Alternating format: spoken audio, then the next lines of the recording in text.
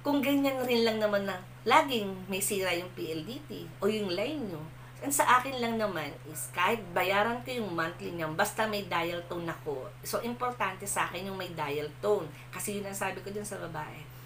Kahit po dial tone lang, once nagagamit ako ng telepono, kailangan may dial tone. Kasi nagbabayad po ako ng monthly. Wala naman po akong utang sa inyo, and then yung monthly rate ko sa PLDT, binabayaran ko naman.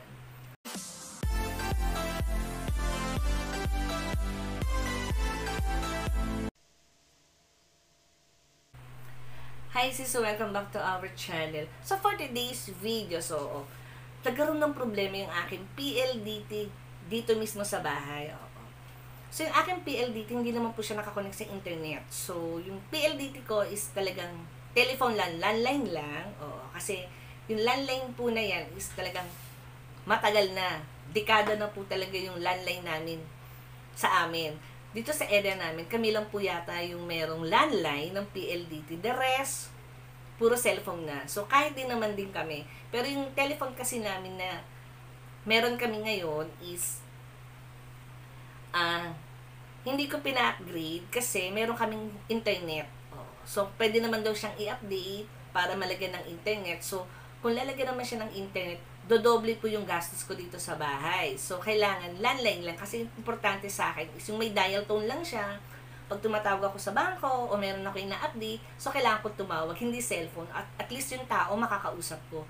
Especially pag yung mga sa credit card, tumatawag talaga ako sa bangko.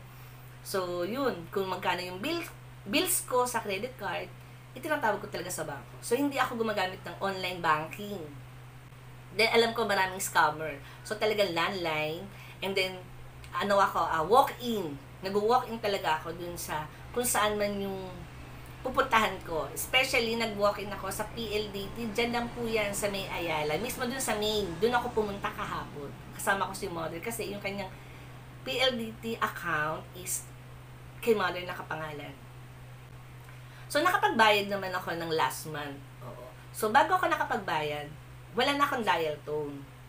So, baka mamaya nagkaroon na ng interrupt yung line ko, ganyan. O merong inaayos sa labas. Ngayon, ang nangyari is, wala pa rin akong dial tone, hindi ako makatawag dun sa kabilang bahay namin. Although meron naman cellphone, pwede mo mag-video call, pero iba pa rin talaga yung telepono. So, pagpunta namin dun sa may PLDT, diyan lang po yan sa may Ayala. Kasi familiar ako pagdating sa Ayala dahil matagal ako nagtrabaho dyan sa area na yan. So, pagdating ko doon, yung sabi ko dun sa nakausap ko, may edad. Babaeng may edad. Sabi ko sa kanya, wala kaming dial tone. So, bago ako magbayad, wala na kaming dial tone. Baka mamaya may interrupt lang or may problema lang yung line nyo o line ko. Pero until now, wala. Sabi ko dun sa babae, so, until ngayon, wala kaming dial tone. By next month, so ito yung due date ko, ito yung monthly ko, magbabayad na naman ako ng PLDT na hindi ko naman nagagamit. Habang nag-explain yung babae, sa kabilang table, meron din akong narinig na 16 pa daw sila nawalan ng internet. The ways, may 16 sila na wala ng internet, and then from now, wala pa rin silang internet. So, yun narinig ko. Mas malala yung kanya, kasi PLDT internet, yung sa kanya, sa akin is dial tone lang. Diba? So, ang tagal ng proseso, ang tagal mag-ayos ng PLDT. Kung sakaling may sira, or walang dial tone, walang internet, ang tagal nyo pong bisitahin. Kung mag-i-email naman sa inyo, tagal nyo rin mag-reply.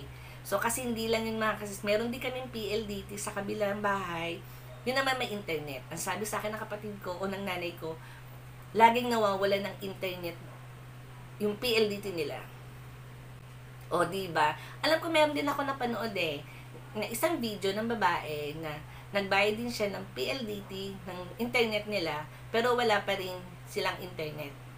Pangalawang buwan niya, nagbayad pa rin siya, pero wala pa rin silang internet. Ang tagal ng repair nyo PLDT, until now wala pa.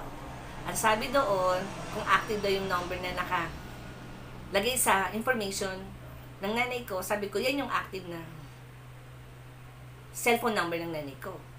So, until now, wala pa. Meron daw kaming 36 hours para maayos nila yung PLDT. So, malamang bukas yun. Siyempre, kung ganyan rin lang naman din ako, pakakabit ako ng PLDT na may internet at ang naririnig ko is nawawalan sila ng internet. So, hindi na ako magpapakabit ng ng PLDT fiber bang tawag doon. Kung ganyan rin lang naman na laging may sira yung PLDT o yung line nyo. And sa akin lang naman is kahit bayaran ko yung monthly niyan, basta may dial tone ako. So, importante sa akin yung may dial tone. Kasi yun ang sabi ko dun sa babae. Kahit po dial tone lang, once nagagamit ako ng telepono, kailangan may dial tone kasi nagbabayad po ako ng monthly. Wala naman po akong utang sa inyo, and then yung monthly rate ko sa PLDT, binabayaran ko naman. So yung babaeng kausap ko, nanahimik na lang, and then syempre nag-explain din siya. Syempre hindi din ako mauubusan ng explanation dahil customer ako. So hindi ako nagagalit, pero ang inaano ko lang, sana may concern din kayo dun sa mga customer nyo na nakakabit sa inyo, especially yung PLDT, yung line nyo, pakiayos naman. So, yun lang mga kasisot, di ba, nakakainit ng ulo. Alam ko marami rin sa inyo na gumagamit ng PLDT at nagkakaroon ng problema sa line nyo. So, ang layo po ng main office, dyan pa yan sa may Ayala. So, andi dito ako sa C5. So, ang layo po niyan. So, pumunta kami doon kahapon, nagkataon pa naulan. So, hirap na hirap kami kasi ang hirap sumakay po dyan sa Ayala. So, yun lang mga kasi sinare ko lang po sa inyo yung experience ko sa PLDT. So, yun lang po. Maraming salamat. So, don't forget to like and subscribe.